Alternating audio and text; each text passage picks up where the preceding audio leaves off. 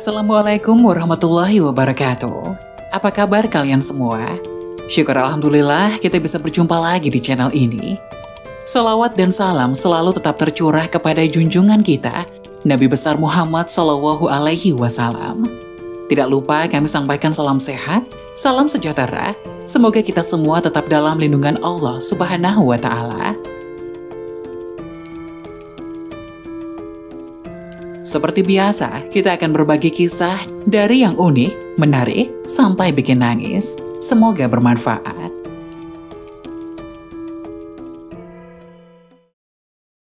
Kisah seorang ahli kubur yang berhenti didoakan anaknya. Syekh Zainuddin Al-Malaybari dalam Irsyad Al-Ibad halaman 33 mengisahkan ada seseorang laki-laki bermimpi melihat beberapa ahli kubur yang keluar dari kuburnya. Mereka kemudian sibuk memunguti sesuatu, namun belum diketahui apa yang sedang mereka punguti. Laki-laki itu kemudian menceritakan mimpinya sebagai berikut. Aku sempat heran melihat pemandangan itu. Belum usai keherananku, terlihat ada seorang ahli kubur yang tengah duduk dan tidak ikut memunguti sesuatu bersama mereka. Aku coba menghampirinya dan bertanya, apa yang sedang dipunguti mereka? Ahli kubur yang duduk tadi menjawab, kebaikan yang berasal dari bacaan Al-Quran, sedekah, dan doa yang dihadiahkan kaum muslimin untuk mereka. Aku kembali bertanya, lantas mengapa engkau tak ikut memungutinya? Dijawabnya, aku sudah cukup. Aku pun bertanya lagi, karena apa engkau tidak memerlukannya? Dijawab oleh ahli kubur tersebut dengan hatam Al-Quran yang dilakukan dan dihadiahkan oleh anakku setiap hari. Anakku ada di pasar ini dan berjualan zalabiyah, sejenis makanan ringan berbahan tepung dan telur. Keesokan paginya setelah terbangun, aku langsung pergi ke pasar yang disebutkan ahli kubur dalam mimpi semalam. Benar saja, di sana ada seorang anak muda yang berdagang zalabiyah, sedangkan kedua bibirnya tak pernah berhenti berucap. Aku pun menanyakan, mengapa engkau tak henti menggerakkan kedua bibirmu? Si anak muda menjawab, aku sedang membaca Al-Quran lalu menghadiahkannya kepada ayahku yang sudah di alam kubur.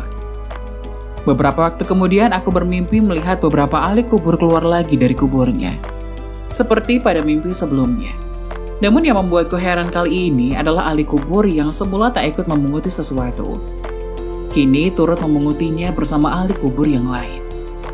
Makanya begitu terbangun, aku segera pergi lagi ke pasar, guna mengetahui kabar si anak muda yang biasa berdagang zalabiyah sambil membaca Al-Quran itu. Dan ternyata sekarang ia sudah meninggal. Dari sepenggal kisah tadi, dapat ditarik beberapa pelajaran. Kebaikan yang dihadiahkan kaum muslimin kepada ahli kubur, baik berupa bacaan Al-Quran, doa, ataupun sedekah terbukti sampai kepada mereka. Demikian pula kebaikan yang dihadiahkan seseorang anak kepada orang tuanya yang sudah meninggal. Contohnya bacaan Al-Quran si anak muda dalam kisah tadi. Hadiah kebaikan dari seorang anak, kerabat, atau siapa saja kepada orang yang telah meninggal cukup meringankan kesulitan orang yang telah meninggal tersebut. Benar apa yang dikatakan Rasulullah Shallallahu Alaihi Wasallam bahwa di antara kebaikan yang terus mengalir, walaupun seseorang telah meninggal, adalah anak saleh yang selalu mendoakan. Berhenti yang mendoakan, maka berhenti pula aliran kebaikan itu. Sebagaimana berhentinya kebaikan si anak muda yang membaca Al-Quran karena dirinya meninggal. Kewajiban anak terhadap orang tua adalah berbakti kepada keduanya. Dalam ajaran Islam, berbakti kepada kedua orang tua disebut dengan birrul walidain. Mengutip dari buku Panduan Muslim Sehari-hari, karya KHM Hamdan Rashid dan Saiful Hadi Al-Suta, berbakti kepada kedua orang tua ditunjukkan dengan bersikap patuh, berbuat baik, dan menjauhi hal-hal yang dapat menyakiti keduanya. Kedudukan orang tua sangat mulia di sisi Allah Subhanahu wa Ta'ala. Bahkan dalam Al-Quran, umat Islam setelah diperintahkan untuk beribadah kepadanya, Allah Subhanahu wa Ta'ala pun kemudian memerintahkan untuk berbakti kepada kedua orang tua. Salah satu perintah berbakti kepada orang tua termaktub dalam surah An-Nisa ayat 36. Allah Subhanahu wa Ta'ala berfirman, sembahlah Allah dan janganlah kamu mempersekutukannya dengan sesuatu pun, dan berbuat baiklah kepada kedua orang tua. Lantas apa saja kewajiban anak terhadap orang tua untuk berbakti kepada keduanya?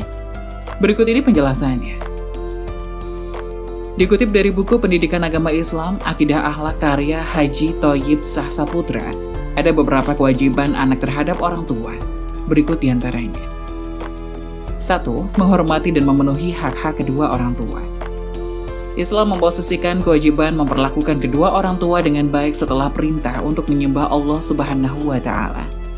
Hal ini menunjukkan bahwa memperlakukan kedua orang tua dengan baik, termasuk kewajiban memberi nafkah dan merawatnya di masa tua, menjadi kewajiban utama seorang anak terhadap keduanya.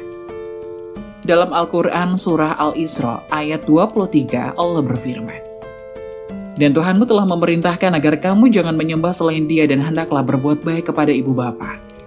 Jika salah seorang di antara keduanya atau kedua-duanya sampai berusia lanjut dalam pemeliharaanmu, maka sekali-kali janganlah engkau mengatakan kepada keduanya perkataan dan janganlah engkau membentak keduanya, dan ucapkanlah kepada keduanya perkataan yang baik." 2. Tidak berbuat durhaka kepada orang tua. Kewajiban anak kepada orang tua ditunjukkan dengan tidak berbuat durhaka kepada keduanya. Para ahli tafsir menerangkan kandungan surat Al-Isra ayat 23 sebagaimana disebutkan tadi, bahwasanya kata kepada orang tua merupakan bentuk ucapan durhaka dan Allah Subhanahu wa Ta'ala sangat melarangnya. Oleh sebab itu, seorang anak haruslah mengucapkan perkataan yang mulia kepada orang tua. Imam Abu Abdillah radhiyallahu anhu berkata, anak durhaka dapat melakukan kebajikan apapun yang dikehendakinya, tetapi tidak mungkin masuk surga. Ketiga, patuh kepada kedua orang tua dan mendoakannya. Seorang anak harus menunjukkan kepatuhannya kepada kedua orang tua dengan penuh kasih sayang. Selain itu, seorang anak memiliki kewajiban untuk mendoakan kedua orang tua agar keduanya dikasihi Allah Subhanahu wa Ta'ala, sebagaimana mereka mengasuhnya di waktu kecil. Allah Subhanahu wa Ta'ala berfirman dalam surat Al-Isra ayat 24, "Dan rendahkanlah dirimu terhadap keduanya dengan penuh kasih sayang dan ucapkanlah, wahai Tuhanku, sayangilah keduanya sebagaimana mereka berdua telah mendidik aku pada waktu kecil." 4. Berterima kasih kepada orang tua. Berterima kasih kepada orang tua diposisikan setelah perintah untuk bersyukur kepada Allah Subhanahu wa Ta'ala. Hal ini menunjukkan bahwa berterima kasih kepada orang tua turut menjadi kewajiban yang utama. Dalam Al-Quran Surah Luqman ayat 14, Allah berfirman, "Dan kami perintahkan kepada manusia agar berbuat baik kepada kedua orang tuanya. Ibunya telah mengandungnya dalam keadaan lemah yang bertambah-tambah, dan menyapinya dalam usia 2 tahun. Bersyukurlah kepadaku dan kepada kedua orang tuamu, hanya kepadakulah kembalimu." 5. Bergaul dengan santun terhadap kedua orang tua. Allah Subhanahu wa Ta'ala telah memerintahkan kepada setiap muslim untuk memperlakukan kedua orang tuanya dengan baik dan bergaul dengan cara santun.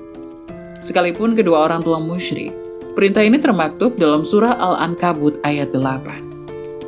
Kami telah mewasiatkan kepada manusia agar berbuat kebaikan kepada kedua orang tuanya. Jika keduanya memaksamu untuk mempersekutukanku dengan sesuatu yang engkau tidak mempunyai ilmu tentang itu, janganlah engkau patuhi keduanya. Hanya kepadaku kamu kembali, lalu aku beritahukan kepadamu apa yang selama ini kamu kerjakan. 6. Menyambung silaturahmi dengan orang-orang terdekat kedua orang tua. Kewajiban anak terhadap orang tua lainnya adalah menyambung silaturahmi dengan orang-orang terdekat kedua orang tuanya. Diterangkan dalam sebuah riwayat, seorang sahabat pernah bertanya kepada Rasulullah SAW tentang bagaimana cara berbuat baik kepada kedua orang tua, sedangkan keduanya sudah meninggal dunia. Sahabat bertanya, "Wahai Rasulullah, adakah yang tersisa untuk berbuat baik kepada kedua orang tuaku setelah keduanya meninggal?" Rasulullah SAW menjawab, "Iya, ada 4 hal, yaitu mendoakan keduanya, meminta ampunan kepada Allah Subhanahu wa Ta'ala atas dosa-dosanya, memuliakan teman-temannya, dan menyambungkan silaturahim dengan orang-orang terdekatnya." Hadis riwayat Bukhari dan Abu Daud. Semoga penjelasan tadi dapat memberikan hikmah dan manfaat untuk penonton semuanya. Jangan lupa like, subscribe video ini agar tidak ketinggalan informasi-informasi bermanfaat selanjutnya. Sekian dari kami, terima kasih. Wassalamualaikum warahmatullahi wabarakatuh.